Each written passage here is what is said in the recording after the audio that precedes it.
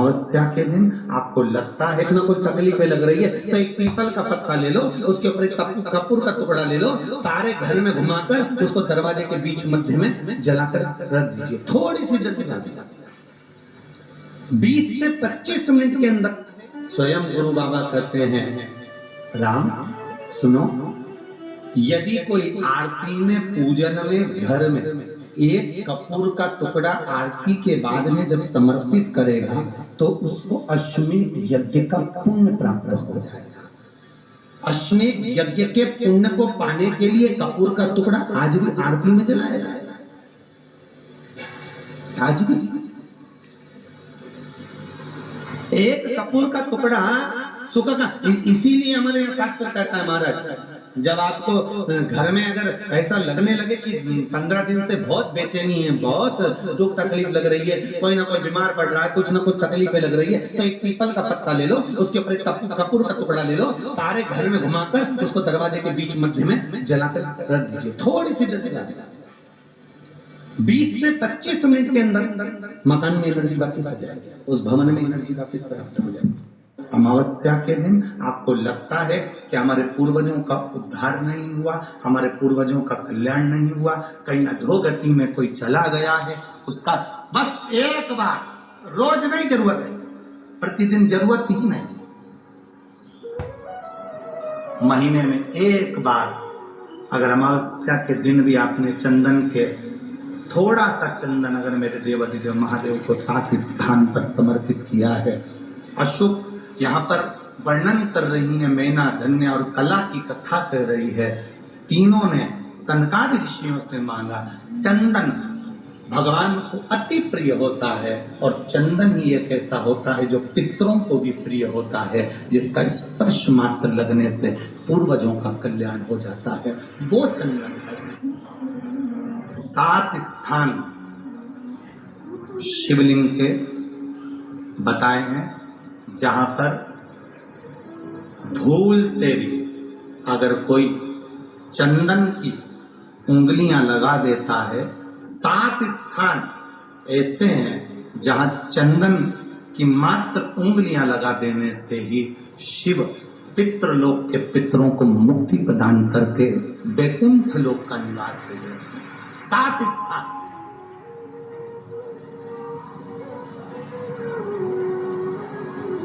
और वो 7 स्थान जो चंदन के बताए गए, पहला भगवान देवाधिदेव महादेव के शिवलिंग पर चंदन का लेपन, समझ लेना जरा बहुत अच्छे से। आपको लगता है स्वप्न में कोई मुर्दे दिख रहे हैं, या कोई जल रहा है, या कोई मर रहा है, या कोई चला गया है, ऐसा भय लगता है। बच्चों को मानी भेजूंगी ऐसा हो जाएगा, पति को मानी भेजूंगी ऐसा हो जाएगा, कोई हमारे कोई गलत तो नहीं कर रहा है, आपको लगता है। 7 स्थान चंदन के बताए हमारे। पहला शिवलिंग, दूसरा जहां गणेश जी का स्थान है, मालूम है ना सबको, जम के बोलो जरा, मालूम है ना सबको, जहां गणेश जी का स्थान है वहां अलग से गणेश जी बैठे, वहां नहीं। शिवलिंग में जलाधारी के ठीक सामने राइट में गणेश, लेफ्ट में कार्तिकेय स्थान है, वहां अलग से गणेश जी बैठे, वहां नहीं। शिवलिंग में जलाधारी के ठीक सामने राइट में गणेश, लेफ्ट में कार्तिकेय, बीच में अशोक सुंदरी। तो पहला चंदन बाबा के शिवलिंग पर, दूसरा गणेश जी पर चंदन की उंगली, तीसरा षडानंद कार्तिकेय पर चंदन की उंगली, चौथा अशोक सुंदरी पर चंदन की उंगली, पांचवा जलाधारी पर चंदन की उंगली, छठा जो शिवलिंग का जल बह रहा है इसके ठीक विपरीत की ओर चंदन की उंगली, और 7वां चंदन नंदी के मस्तक के ऊपर जो 2 सींग लगे रहते हैं उस पर चंदन की उंगली। ये कब लगाई जाती है? या तो अमावस्या के दिन आपको लगता है कि हमारे पूर्वजों का उद्धार नहीं हुआ, हमारे पूर्वजों का कल्याण नहीं हुआ, कहीं अधोगति में कोई चला गया है, उसका बस एक बार, रोज नहीं जरूरत है, प्रतिदिन जरूरत ही नहीं, महीने में एक बार अगर अमावस्या के दिन भी आपने चंदन के थोड़ा सा चंदन अगर मेरे देवाधिदेव महादेव को 7 स्थान पर समर्पित किया है। अशुभ यहाँ पर वर्णन कर रही है, मैना धन्य और कला की कथा कर रही है। तीनों ने सनकादि ऋषियों से मांगा। चंदन भगवान को अति प्रिय होता है और चंदन ही एक ऐसा होता है जो पितरों को भी प्रिय होता है, जिसका स्पर्श मात्र लगने से पूर्वजों का कल्याण हो जाता है। वो चंदन है। आपके घर में पितृदोष है, आपको ऐसा महसूस होता है, आपको लगता है, तो किसी भी नवरात्रि के पहले जो अमावस्या पड़ती है, अपन अमावस्या पड़ी है, आप अंदाजा लगाइए, तो जिस दिन अमावस्या रहे उस दिन चावल की कटोरी में एक कपूर का टुकड़ा रख दीजिए, महाराज, छोटा सा, और कपूर का टुकड़ा रखकर उस कपूर को दरवाजे के बाहर कटोरी में ही, चावल रखी हुई कटोरी में ही उसको पितरों का स्मरण कर कर जला दीजिए। और जलाने के बाद उस चावल को कहीं भी किसी भी वृक्ष की छांव में पक्षियों के लिए डाल दीजिए। शिव महापुराण की कथा कहती है, अगर मान लो पितृ आपको कष्ट दे रहे हैं, पितृ आपको तकलीफ दे रहे हैं, कोई काम नहीं होने दे रहे हैं, या कहीं आपको ऐसा लगता है कि पितरों का दोष है, तो वो पितृदोष देवी, अब ये जो आप करेंगे, ये कब कर रहे हैं? अमावस्या के दिन आप उसको रख रहे हैं। अमावस्या के दिन उसको रखकर रात भर आपने रखा कपूर के साथ में, सुबह एकम पड़ गई, नवरात्रि लग गई, उसी दिन उसको जलाकर आपने पटक दिया।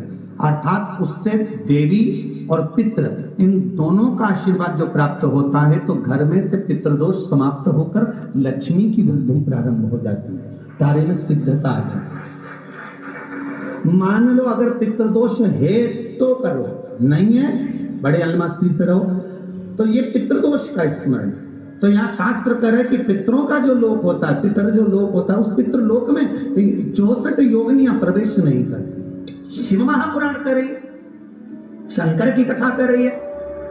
एक छोटा सा उपाय अवश्य करिएगा। मान लो आपको लग रहा है कि आपके घर में पितृदोष है, आपको ऐसा महसूस होता है, अमावस्या पड़ती है, चावल की कटोरी में एक कपूर का टुकड़ा रख दीजिए, छोटा सा, और कपूर का टुकड़ा रखकर उस कपूर को दरवाजे के बाहर कटोरी में ही, चावल रखी हुई कटोरी में ही उसको पितरों का स्मरण कर कर जला दीजिए। और जलाने के बाद उस चावल को कहीं भी किसी भी वृक्ष की छांव में पक्षियों के लिए डाल दीजिए। शिव महापुराण की कथा कहती है, अगर मान लो पितृ आपको कष्ट दे रहे हैं, पितृ आपको तकलीफ दे रहे हैं, कोई काम नहीं होने दे रहे हैं, या कहीं आपको ऐसा लगता है कि पितरों का दोष है, तो वो पितृदोष देवी, अब ये जो आप करेंगे, ये कब कर रहे हैं? अमावस्या के दिन आप उसको रख रहे हैं। अमावस्या के दिन उसको रखकर रात भर आपने रखा कपूर के साथ में, सुबह एकम पड़ गई, उसी दिन उसको जलाकर आपने पटक दिया। अर्थात उससे देवी और पितृ इन दोनों का आशीर्वाद जो प्राप्त होता है, तो घर में से पितृदोष समाप्त होकर लक्ष्मी की वृद्धि प्रारंभ हो जाए। अमावस्या के दिन प्रदोष काल में, प्रदोष के समय पर, प्रदोष काल में शाम के समय पर जाकर किसी भी नदी, तालाब, बावड़ी, कुआं, कहीं ना कहीं जो आपके पास में हो, वहां पर एक घी का दिया, बत्ती का मुंह दक्षिण की ओर कर कर अवश्य जलाकर जाना, सारे पितृदोष समाप्त हो जाएगा। अगर नदी, तालाब, बावड़ी, कुआं नहीं है, तो पीपल का वृक्ष हो या बेलपत्री का वृक्ष हो या बट का वृक्ष हो, उसके नीचे लगा दो प्रदोष काल में। पर अमावस्या के दिन लगाएं जरूर। क्यों? क्योंकि अमावस्या 16 दिन तक पितृ मृत्यु लोक में आने के बाद में भोजन ग्रहण करते हैं। अमावस्या के दिन पितृ शाम के समय प्रदोष काल में शंकर भगवान का नाम जाप कर कर नदी, तालाब, बावड़ी पर पानी पीने जाते हैं।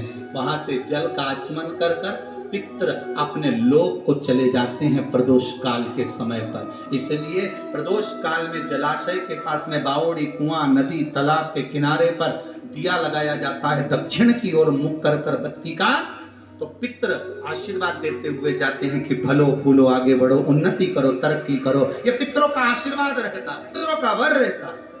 आप दें कुछ करा ना करा, फिर अमावस्या के दिन उस दिन दिया दक्षिण की ओर बाती का मुख कर 7 स्थान ऐसे हैं जहां चंदन की मात्र उंगलियां लगा देने से ही शिव पितृलोक के पितरों को मुक्ति प्रदान करके वैकुंठ लोक का निवास देंगे।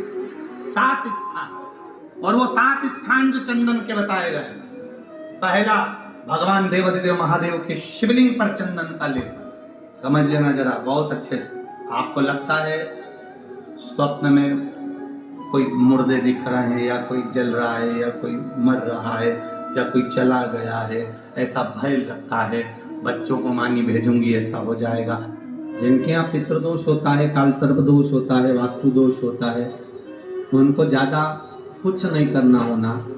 महाराज एक बेल का फल लीजिए, उसके अंदर का जो गुर्दा होता है, अंदर का जो भाग होता है, उसको निकाल लीजिए और उस बेल के फल में आटा सेक कर उसमें शक्कर मिलाकर उसको उसके अंदर भर लीजिए।